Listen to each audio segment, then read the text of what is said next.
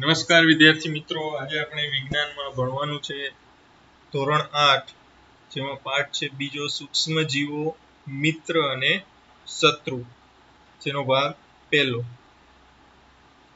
તો જેવું કે પાઠના નામ ઉપરથી આપણે ખ્યાલ આવી જાય કે સૂક્ષ્મ જીવો વિશે આપણે અભ્યાસ કરવાનો છે, જેને અંગ્રેજીમાં માઇક્રો ઓર્ગેનિઝમ્સ તરીકે ઓળખવામાં આવે છે. માઇક્રો ઓર્ગેનિઝમ એકદમ સૂક્ષ્મ. માઇક્રો નો મતલબ થાય છે સૂક્ષ્મ અને ઓર્ગેનિઝમ મતલબ એક પ્રકારનું જીવંત તંત્ર. તો આ એક પ્રકારનું જે જીવંત તંત્ર છે, સૂક્ષ્મમાં સૂક્ષ્મ, એકદમ નાનું એવા જીવંત તંત્ર વિશે અભ્યાસ કરવાનો છે, એવા સજીવો વિશે અભ્યાસ કરવાનો છે. અને મિત્ર અને શત્રુ, તો સૂક્ષ્મ જીવો મિત્ર અને શત્રુ, આવું પાઠનું નામ શું કામ છે? તો આપને ખબર છે કે સૂક્ષ્મ જીવો છે એ બે પ્રકારના હોય છે. કાં તો એ આપણા માટે ફાયદાકારક હોય છે અથવા તો નુકસાનકારક હોય છે. નુકસાનકારક એટલા માટે જે છે એ આ પાઠનું નામ શત્રુ એવું રાખવામાં આવ્યું છે. તો હવે પાઠની શરૂઆત કરીએ. તમે તમારી આસપાસ વનસ્પતિઓ, પ્રાણીઓ સહિત અનેક સજીવોને જોયા હશે, પરંતુ કેટલાક સજીવ એવા પણ છે જેને આપણે નરી આંખ વડે જોઈ શકતા નથી. તો નરી આંખનો મતલબ શું થાય એ આપણે જોઈએ. તો નરી આંખ એટલે કોઈ પણ સાધન વગર વસ્તુને જોવી, તેને કહેવાય નરી આંખ. તો આપણે આ જે સૂક્ષ્મ જીવો છે અમુક પ્રકારના, એને સાધનની મદદ વિના જોઈ શકતા નથી. સાધન એટલે માઇક્રોસ્કોપ નો મતલબ થાય નાની વસ્તુને મોટી કરીને દેખાડો. તો જે સૂક્ષ્મ જીવો છે, માઇક્રો ઓર્ગેનિઝમ્સ, એ એકદમ સૂક્ષ્મ હોય છે. ઘણા બધા સૂક્ષ્મ જીવો એવા હોય છે કે જે અતિ સૂક્ષ્માતિ સૂક્ષ્મ હોય છે, જેને તમે નરી આંખે એટલે માઇક્રોસ્કોપની મદદ વગર જોઈ શકતા નથી. તો આવા જે સજીવ છે તેને કહેવાય સૂક્ષ્મ જીવો. તો અહીંયા તમને સૂક્ષ્મ જીવોની વ્યાખ્યા પણ ખબર પડી ગઈ કે સૂક્ષ્મ જીવ છે એ કોને. તો હવે આપણે આગળ જોઈએ કે ચોમાસામાં ભેજયુક્ત બ્રેડ સડવા માંડે છે, તેની સપાટી પર સફેદ રાખોડી ધબ્બા પડી જાય છે. જો તમે ઘણી વખત જોયું હશે, ચોમાસાની અંદર કોઈ બ્રેડ છે એ ખુલ્લામાં પડી રહી ગઈ હોય બહાર, તો તેની પર આવી તાંતણા જેવી રચનાઓ જોવા મળે છે, કાળા ધબ્બાઓ જોવા મળે છે. તો આ જે કાળા ધબ્બાઓ છે તેને આપણે ફૂગ કહીએ છીએ. સાદી ભાષામાં આપણે એમ કહીએ છીએ કે આ ફૂગવાળી થઈ ગઈ. એવી જ રીતે કોઈ રોટલી હોય તો એના પર પણ તમને આવા કાળા ધબ્બા છે એ તંતુઓ જોવા મળે છે, તો એ પણ છે ફૂગ. અને આ જે ફૂગ છે એ એક પ્રકારનો સૂક્ષ્મ જીવ છે. તો એની વાત છે કરેલી છે. તમે બિલોરી કાચની મદદ વડે એની જે છે એ રચના જોઈ શકો છો, એનું અવલોકન છે કરી શકો છો. હવે વાત કરીએ આગળ. હવે આપણે ટેક્સ્ટ બુક તમે જોશો ધોરણ 8 ની, તો એમાં તમને અહીંયા પ્રવૃત્તિ 2.1 આપેલી છે કે બગીચા અથવા મેદાનની માંથી એક બીકરમાં ભીની માટી લો તથા તેમાં પાણી ઉમેરો.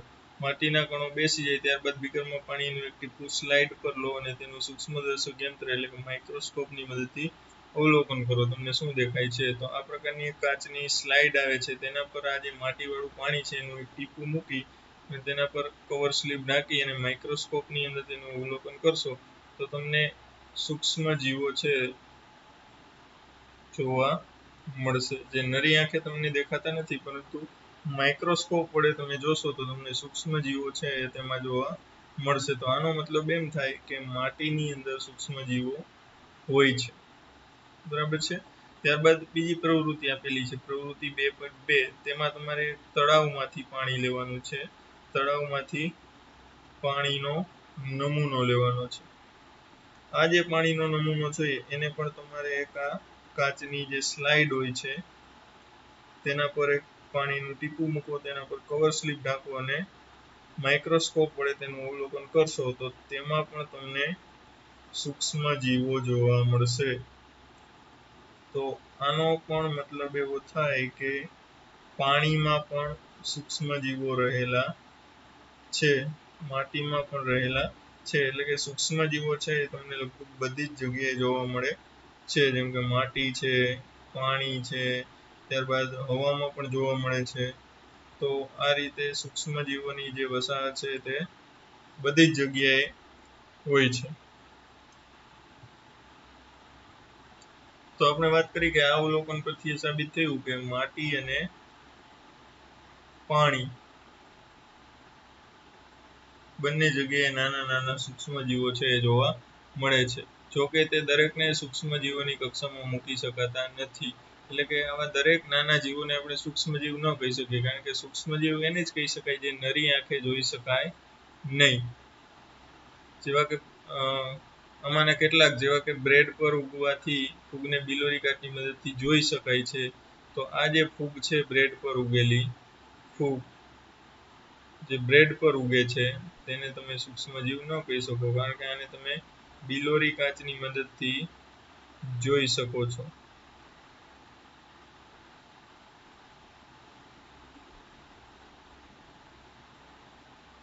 જ્યારે અન્ય જે ઘણા બધા સૂક્ષ્મ જીવો છે એને તમે માઇક્રોસ્કોપની મદદ વગર જોઈ શકો નહીં. તો આ જે છે એ સૂક્ષ્મ જીવો થયા.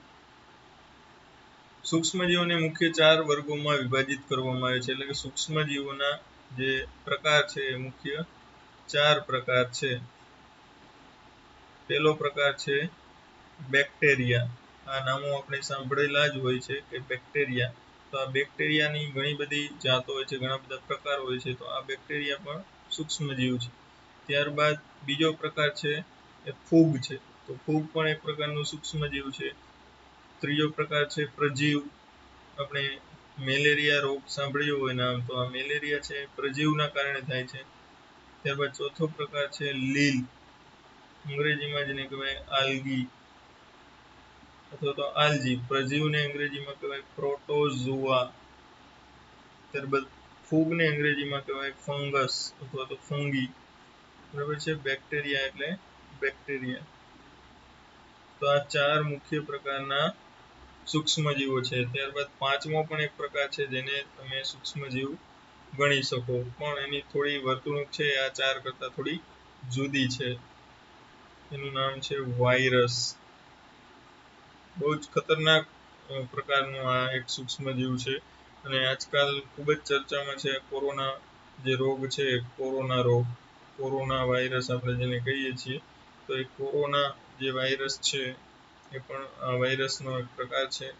હજારો વાયરસ છે એ અસ્તિત્વમાં છે આપણી પૃથ્વી પર. હવે આપણે વાત કરી કે વાયરસ છે એ આ 4 પ્રકારના જે સૂક્ષ્મ જીવો છે એના કરતા થોડો અલગ પડે છે. શું કામ અલગ પડે છે? તો કે વાયરસ છે તેને જીવવા માટે કોઈ અન્ય સજીવની જરૂર, અન્ય સજીવના કોષોની જરૂર પડે છે. વાયરસ છે એ મુક્ત રીતે જીવી શકતો નથી. મુક્ત રીતે જીવી શકતો નથી. જેમ કે વાયરસ છે એ ક્યાંય પડેલો હોય બહાર, ક્યાંય કોઈ સપાટી પર, તો એ નિર્જીવ અવસ્થામાં હોય છે.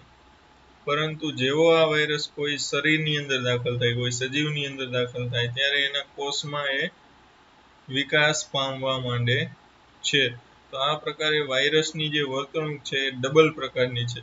બહારની બાજુએ જે મુક્ત સ્વરૂપે રહેતો હોય છે ત્યારે તે નિર્જીવ હોય છે. ત્યારબાદ તેને કોઈ જો શરીર મળે સજીવનું, તો એ તરત જ એના કોષોમાં વિકાસ પામવા માંડે છે.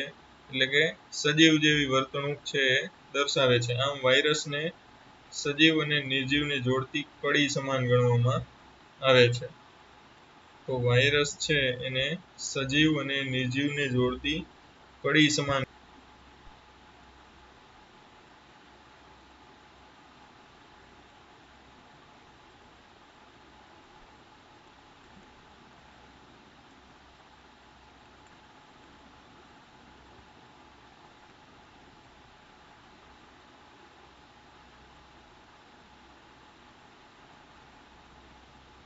એટલે કે વાયરસને તમે સજીવ પણ ન ગણી શકો અને નિર્જીવ પણ ન ગણી શકો. આ બંનેને જોડતી એક કડી સમાન છે એ ગણવામાં આવે છે. હવે ઘણા બધા રોગો છે એ વાયરસના કારણે થતા હોય છે. જેમ કે હાલની તારીખમાં જ આપણને ઘણું બધું નામ જેનું સાંભળવા મળે છે. કોરોના વાયરસથી પણ COVID-19 રોગ છે થાય છે. ત્યારબાદ આપણે જોઈએ તો વાયરસ દ્વારા શરદી છે, ઇન્ફ્લુએન્ઝા, ઉધરસ આ પ્રકારના સામાન્ય રોગોથી માંડી અને ઘાતક રોગો પણ વાયરસ દ્વારા થતા હોય છે. ત્યારબાદ કેટલાક વિશેષ રોગો છે જે વાયરસ દ્વારા થાય છે. જેમાં એક છે પોલિયો, જેમાં પગની અંદર ખોડખાં પણ આવી જાય છે. અપંગતા આવી જતી હોય છે પગમાં કે શરીરના કોઈ પણ અંગમાં, તો એ પોલિયો છે. ત્યારબાદ અછબડાનો રોગ જે છે એ પણ વાયરસ દ્વારા થતો હોય છે.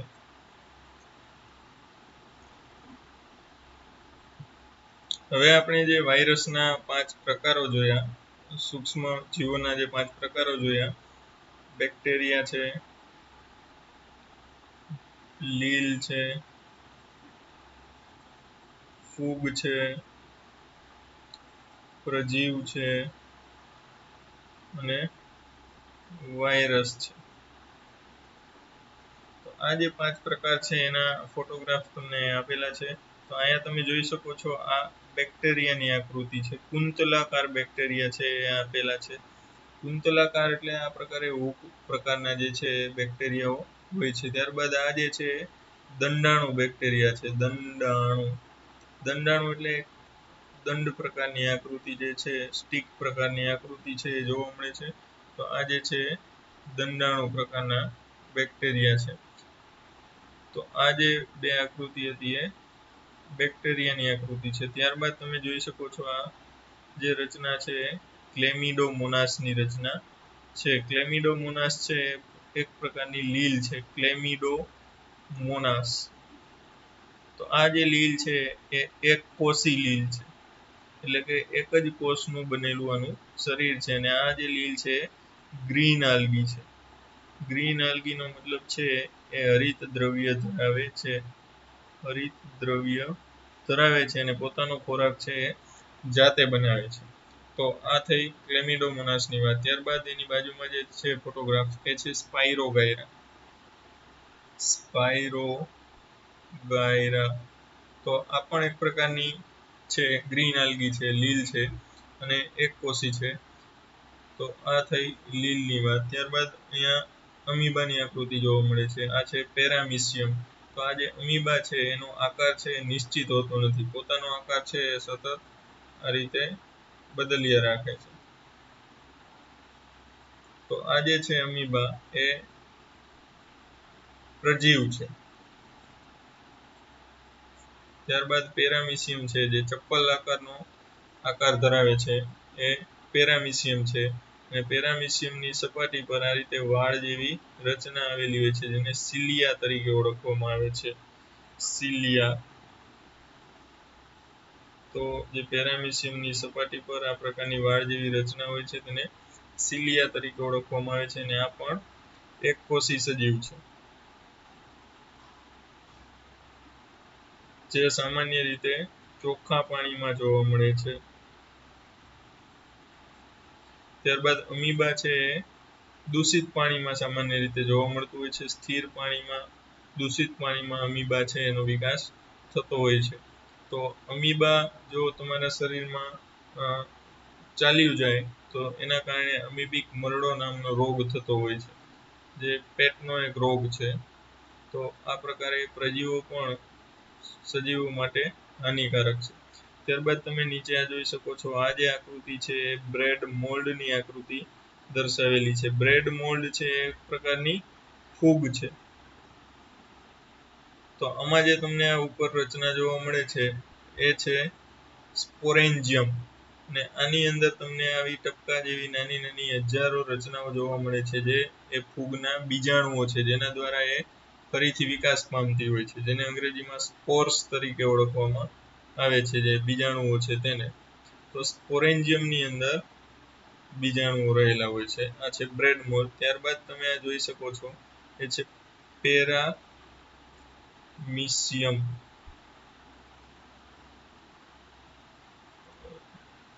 તો આ જે આકૃતિ છે એ છે પેનિસિલિયમ. પેનિસિલિયમ તમે કદાચ દવાનું નામ સાંભળ્યું હશે, પેનિસિલિયમ, પેનિસિલિન. તો આ જે પેનિસિલિન દવા છે, જે એન્ટીબાયોટિક દવા છે, તે આ પેનિસિલિયમ નામની ફૂગમાંથી મેળવવામાં આવે છે, ફૂગમાંથી બનાવવામાં આવે છે. ત્યારબાદ આ જે છે ફૂગ એસ્પરજીલસ નામની ફૂગ છે. એસ્પરજીલસ. તો આ રીતે તમને અહીંયા ઘણી બધી આકૃતિ છે એ સૂક્ષ્મ સજીવોની આપેલી છે. લગભગ આ 5 પ્રકારના સજીવો છે તેની આકૃતિ આપેલી છે. તમારે આ દરેકના નામ યાદ રાખવાના છે અને આની આકૃતિ પણ દોરવાની પ્રેક્ટિસ કરવાની છે. હવે ત્યારબાદ તમે અહીંયા જે આકૃતિ જોઈ શકો છો એ છે વાયરસની આકૃતિ. તો વાયરસ છે એની આ જે સપાટી છે એ લિપિડની બનેલી હોય છે. લિપિડ એટલે એક પ્રકારનો ચરબી જેવો પદાર્થ, અને આ જે છે એની એન્ટેના તરીકે ઓળખવામાં આવે છે. વાયરસની એન્ટેના એ પણ લિપિડનું બનેલું હોય છે. ત્યારબાદ એની અંદર એક કોષ કેન્દ્ર હોય છે જેની અંદર આરએનએ આવેલું હોય છે. જે રીતે મનુષ્યના કોષોમાં ડીએનએ આવેલું હોય છે રાસાયણિક તત્વ, એ રીતે વાયરસના જે કોષ છે તેની અંદર આરએનએ આવેલું હોય છે. આરએનએ નો મતલબ થાય રિબોન્યુક્લિક એસિડ. તો રિબોન્યુક્લિક એસિડ એના કોષના કેન્દ્રની અંદર આવેલું હોય છે. ત્યારબાદ આ પણ એક પ્રકારનો વાયરસ છે, પરંતુ આ જે વાયરસ છે એ ખાસ પ્રકારનો વાયરસ છે. સામાન્ય રીતે વાયરસ જે છે એ મનુષ્ય અથવા તો અન્ય પ્રાણીઓને ઇફેક્ટ કરતા હોય છે તેના શરીરની અંદર દાખલ થઈને, પરંતુ આ વાયરસ છે એ બેક્ટેરિયાની અંદર પ્રવેશીને તેને પણ રોગ છે કરી શકે છે, તેના કોષને પણ નુકસાન પહોંચાડી શકે છે. એટલે આ વાયરસનું એક ખાસ નામ આપવામાં આવેલું છે, જેનું નામ છે બેક્ટેરિયોફાજ. બેક્ટેરિયોફાજ. તો આ જે છે એ બેક્ટેરિયોફાજ નામનો વાયરસ છે. આ જે છે એ એના લેગ છે. તો 2 જોડી છે, 2 પેર લેગ એને આવેલા હોય છે. તો આ બેક્ટેરિયોફાજ વાયરસ એટલે એવો વાયરસ જે બેક્ટેરિયાના શરીરના કોષની અંદર દાખલ થઈને, બેક્ટેરિયા પણ એટલા સૂક્ષ્મ હોય છે જે નરી આંખે દેખાતા નથી. તો આ જે વાયરસ છે બેક્ટેરિયોફાજ વાયરસ, એ બેક્ટેરિયાના શરીરમાં પણ ઘૂસી શકે છે અને તેના કોષને પણ નુકસાન પહોંચાડી શકે છે. તો આ એની આકૃતિ આપેલી છે. હવે આપણે જોઈએ સૂક્ષ્મજીવો ક્યાં રહે છે, એટલે કે સૂક્ષ્મજીવો છે એનું નિવાસ સ્થાન કયું છે. તો આપણે અગાઉ પણ વાત કરી કે સૂક્ષ્મજીવો છે એ ઘણી બધી પ્રકારના હોય છે. ઘણા બધા સૂક્ષ્મજીવો એવા હોય છે કે જે ઠંડા વાતાવરણમાં રહી શકે છે. તો ઘણા બધા સૂક્ષ્મજીવો એવા છે જે અતિ ગરમ વાતાવરણમાં પણ રહી શકતા હોય છે. તો ઘણા બધા સૂક્ષ્મજીવો એવા છે કે જે ખૂબ જ ઓછા ગરમ વાતાવરણમાં રહી શકતા હોય છે.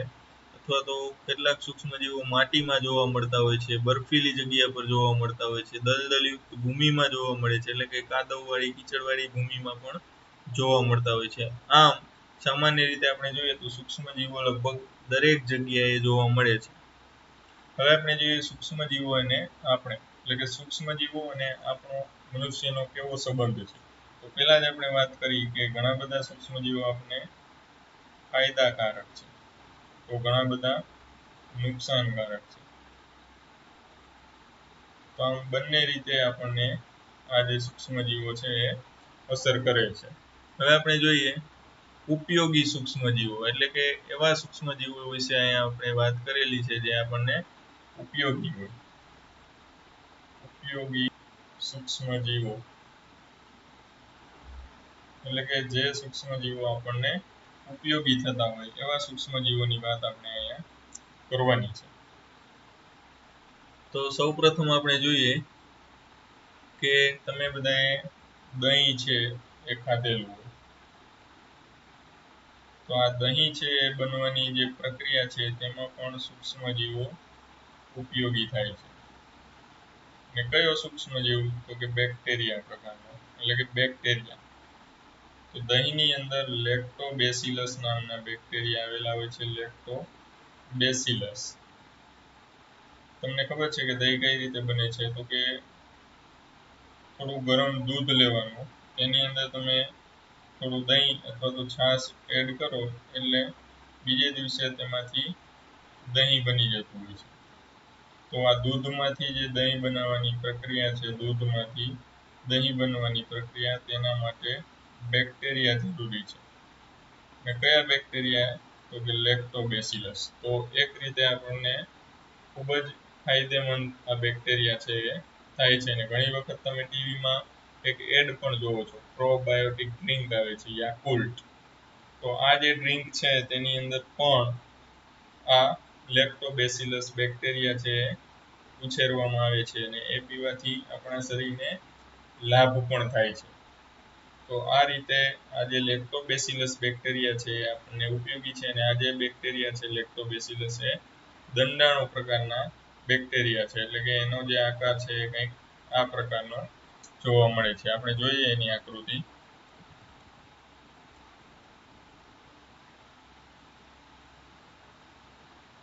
તો આ જે વાત થઈ એ લેક્ટોબેસિલસ બેક્ટેરિયાની વાત થઈ. હવે આપણે જોઈએ આગળ. અહીંયા તમને પ્રવૃત્તિ 2.3 આપેલી છે.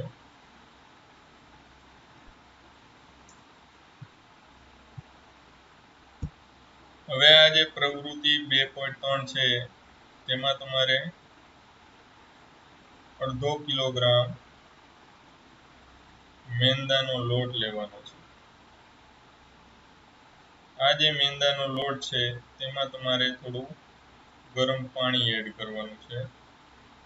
ત્યારબાદ તેમાં તમારે થોડી ખાંડ ઉમેરવાની છે. તો આ 3 વસ્તુ છે એ તમારે ભેગી કરવાની છે. પ્લસ તમારે એમાં ઈસ્ટ નાખવાનું છે.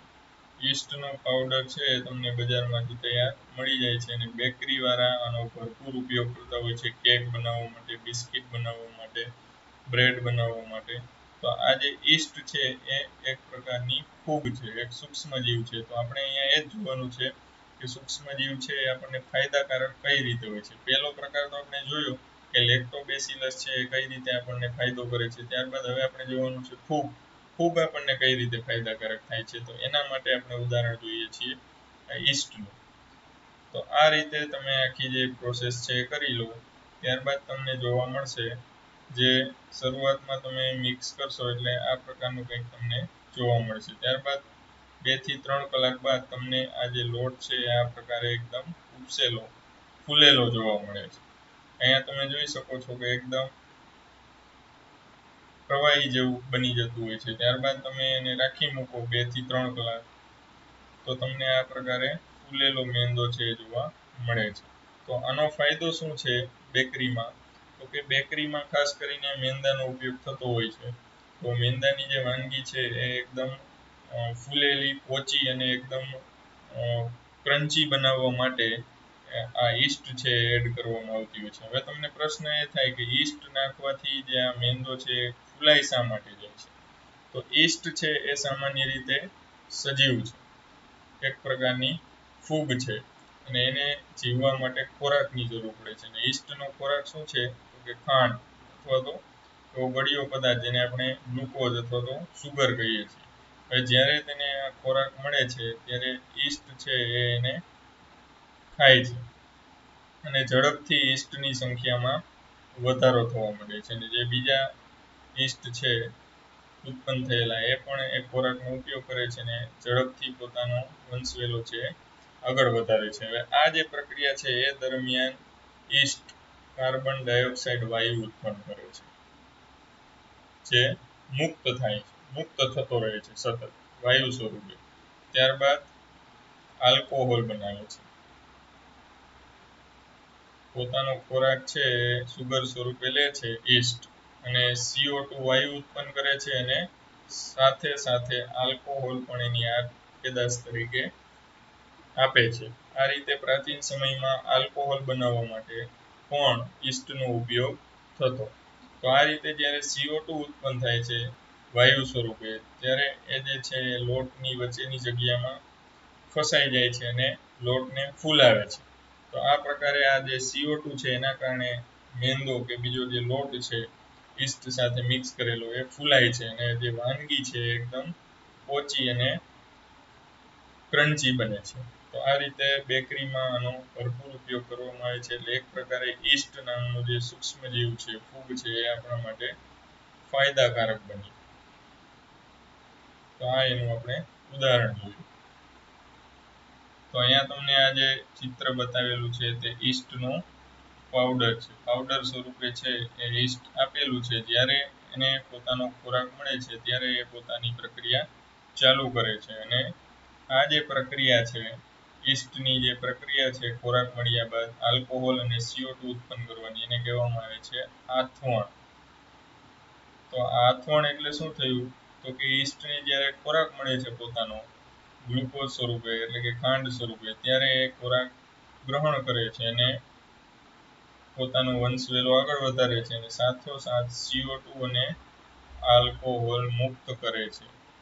તો આ જે પ્રક્રિયા છે એને કહેવામાં આવે છે આથવણ. અંગ્રેજીમાં એને કહેવાય છે ફર્મેન્ટેશન.